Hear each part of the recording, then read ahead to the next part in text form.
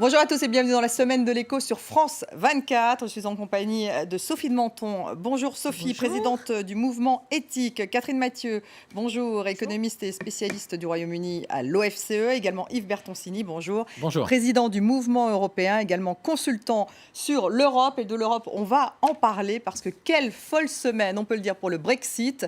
Les députés ont d'abord voté contre l'accord négocié par Theresa May, puis contre une sortie sans accord et enfin pour un report du Brexit dont la date a été fixée au 29 mars. Alors ce report devrait signifier une extension de l'article 50 qui permet le divorce. Les Européens doivent donner leur aval la semaine prochaine à cette extension. Brexit, la grande confusion. On écoute quelques réactions et on en débat ensuite. Je réitère ma conviction que cet accord peut être accepté sur la base de notre plan alternatif et obtenir le soutien de la Chambre des communes. Je répète aussi que je reste persuadé de la nécessité de faire un deuxième référendum, non pas dans un but politique, mais comme une option réaliste pour sortir de cette impasse. La situation est grave et qu'il faut se préparer aussi à cette option que nous ne souhaitons pas, à laquelle je n'ai jamais travaillé, parce que je travaille pour un deal, pour un accord, qui est celle d'un échec de la négociation et d'une sortie sans accord, qui aura aussi beaucoup de conséquences. Catherine Mathieu, on va commencer par faire un peu de pédagogie parce que confusion il y a. D'abord, ce vote pour un report, qu'est-ce que ça signifie? Ça veut dire que la date du 30 mars, donc qui est en fait la date du divorce, va être reportée peut-être au 30 juin. Oui, ça veut déjà dire que c'est ce que va devoir demander Theresa May, un report à l'Union européenne. Mais il faut que lors du sommet du 21 mars, du sommet européen, les Européens, à l'unanimité, acceptent cette demande de report que fera Theresa May. Et cette demande de report, pour l'instant, on ne sait pas si elle sera faite du côté britannique jusqu'à la fin juin, pour un report jusqu'à la fin juin, ou au-delà. En fait, il va y avoir un nouveau vote mercredi prochain au Parlement britannique sur le projet d'accord que Pour va mettre à nouveau une date limite présenter Theresa May et peut-être une proposition de date limite. Et il est possible que Theresa May, soit elle obtient en fait un accord de son Parlement sur son projet d'accord et elle demande un report jusqu'au 30 juin de la sortie du Royaume-Uni de l'Union européenne, soit elle n'obtient pas d'accord de son Parlement et elle va devoir demander un report plus long. Et 2 donc, ans peut-être. Peut-être. Alors aujourd'hui, du côté européen, du côté de Donald Tusk, on dit 21 mois, peut-être ce sera envisageable, sachant qu'il y a le problème des élections européennes qui ont lieu en mai. Et en principe, si les Britanniques ne sont pas sortis de l'Union européenne fin juin, ils doivent avoir des parlementaires au Parlement européen. Vraiment, Yves Bertoncini, ils auraient des parlementaires au Parlement européen, les Britanniques, justement, en cas de report?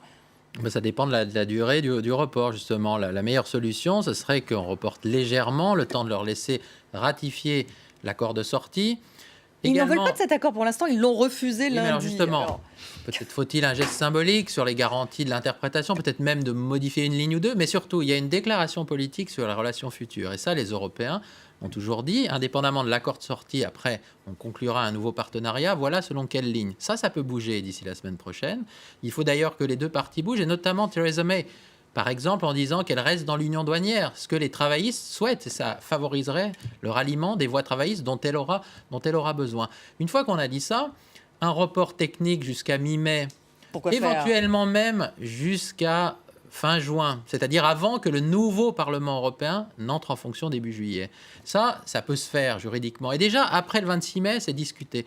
Mais c'est vrai que si c'est pour aller au-delà, ça poserait la question de leur maintien dans les instances décisionnelles de l'Union européenne jusqu'à la fin 2020 ou un peu après. Et ça serait beaucoup plus difficile à accepter pour les Européens qui attendent donc que sous la pression, et c'est aussi un peu la stratégie de Theresa May, pour éviter la sortie sans accord, que le Parlement a refusé, eh bien, on arrive quand même au forceps à négocier la sortie et puis ensuite à se pencher sur l'essentiel, et ça va être dur.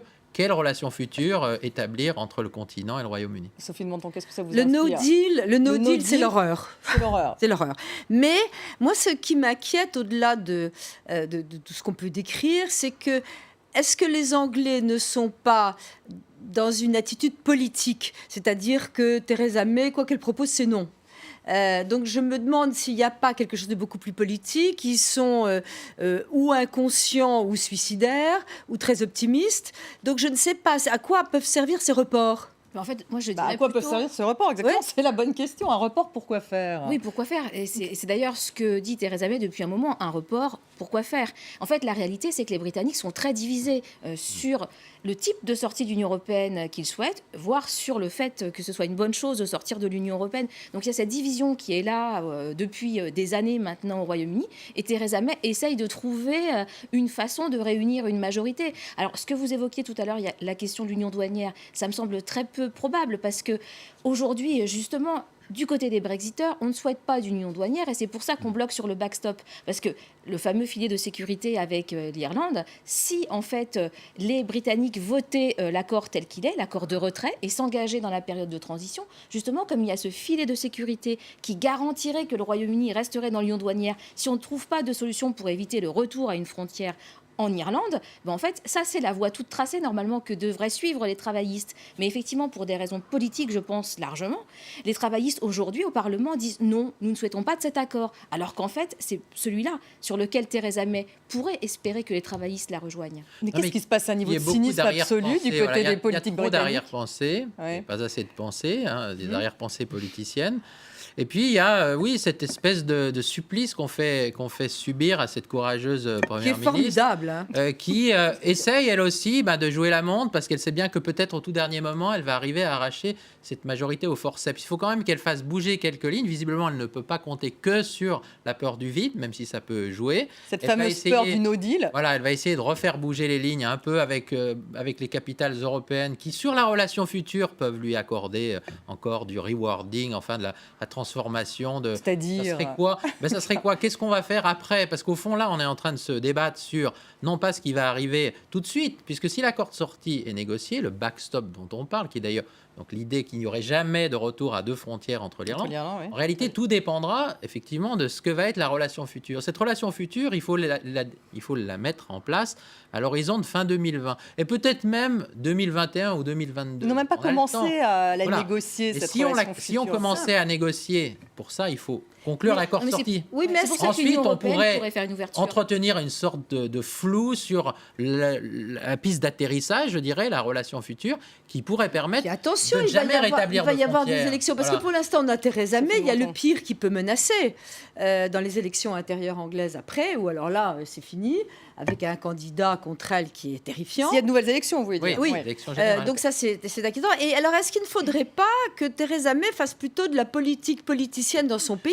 Parce que là, il semblerait que pour arriver à une solution internationale, il faudrait d'abord qu'elle fasse de la politique avec les partis, qu'elle aille faire du donnant-donnant, et qu'elle ne fait pas. On a l'impression qu'elle ne fait pas du tout de politique interne. Elle a besoin des voix travaillistes. Elle en a besoin. Oui. Parce que vous parlez des Brexiteurs. C'est les Brexiteurs les plus acharnés qui ont interprété le non britannique à l'Europe comme une volonté, entre guillemets, ultralibérale de sortir de tout, du marché unique, de l'union douanière.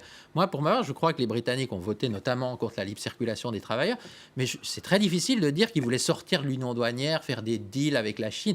Alors, il suffirait que Mme May s'affranchisse de sa base radicale, c'est quelques dizaines de personnes, pour tendre la main aux travaillistes. Mais elle en a besoin pour avoir une majorité. Oui, d'accord. Donc que les travaillistes prennent la place de cette... Bien sûr, parce que sans cela, les travaillistes sont également divisés. Et les travaillistes l'ont dit, avec tous les défauts de leur leader, M. Corbyn, ils ont dit, nous, on défend les Anglais, on ne veut pas de sortir de l'union douanière, on veut rester dans l'union douanière. Voilà. Enfin, tous les et donc, travaillistes c'est vrai ne le disent pas. Hein. Parce oui, que mais ils sont divisés, ils sont très suffisamment de nombre, d'autres ne veulent pas de l'union douanière. Suffisamment de dizaines de travaillistes pour faire l'appoint des conservateurs. Tant que ce problème britannico-britannique n'est pas réglé, les Européens constatent, sont un peu désolés, n'ont pas envie de donner un sursis supplémentaire, mais vont peut-être être contraints de le faire. C'est ça. Alors justement, pour éviter la catastrophe. Mathieu, les Européens doivent voter à l'unanimité ce report. Donc ils vont le faire. Oui, très probablement. Quand on suit aujourd'hui un petit peu les déclarations des différents chefs d'État et de Donald Tusk, on voit que probablement, effectivement, les Européens accepteront ce report, parce que le problème, c'est que s'ils ne l'acceptent pas, ce sont eux qui déclenche à ce moment-là une sortie sans accord le 29 mars. Et ça, ils ne le souhaitent pas, et les Britanniques non plus d'ailleurs. Et donc en fait, les Européens vont, je pense, être obligés de trouver une façon de dire nous faisons un report. Alors ensuite, pour moi, le report le plus constructif, ce serait de trouver effectivement une solution pour que ça aille au-delà de la fin juin et qu'on discute véritablement des relations futures entre le Royaume-Uni et l'Union européenne. Relations commerciales, relations est-ce que c'est assez apaisé? Est-ce que c'est assez apaisé pour qu'on puisse avoir ces discussions? Mais bien sûr, ça a été un choix de l'Union européenne de ne faire au début que des discussions sur la citoyenneté, la frontière avec l'Irlande et la question du règlement financier, de la facture que devrait payer le Royaume-Uni en quittant l'Union européenne. Mais l'Union européenne n'a pas souhaité discuter des relations futures. Et c'est ça, véritablement, le cœur du sujet. Sophie de Menton, justement, vous qui êtes proche des entreprises, que disent les entreprises sur ces relations futures commerciales entre le Royaume-Uni et alors, c'est très étonnant. Je suis désolée de vous dire que c'est...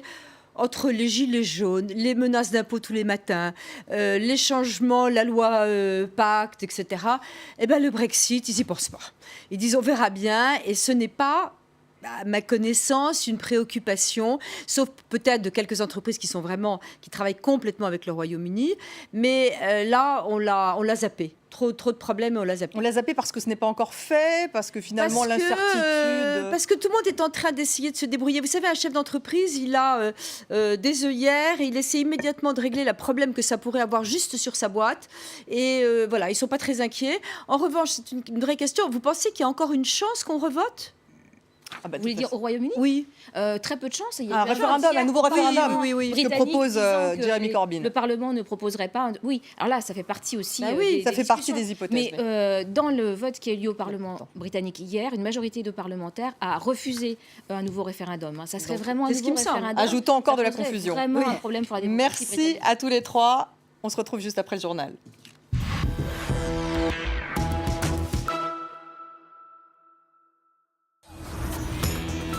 500 000 familles expulsées de leur logement, 80% du secteur du bâtiment en faillite, des villes fantômes, 30% de chômeurs, les salaires des fonctionnaires diminués et les impôts augmentés. Voici la situation en Espagne, peu de temps après la crise économique de 2008. Aujourd'hui, le pays va mieux, mais à quel prix ? Billet retour en Espagne, 10 ans après une terrible crise économique. C'est sur France 24 et France24.com.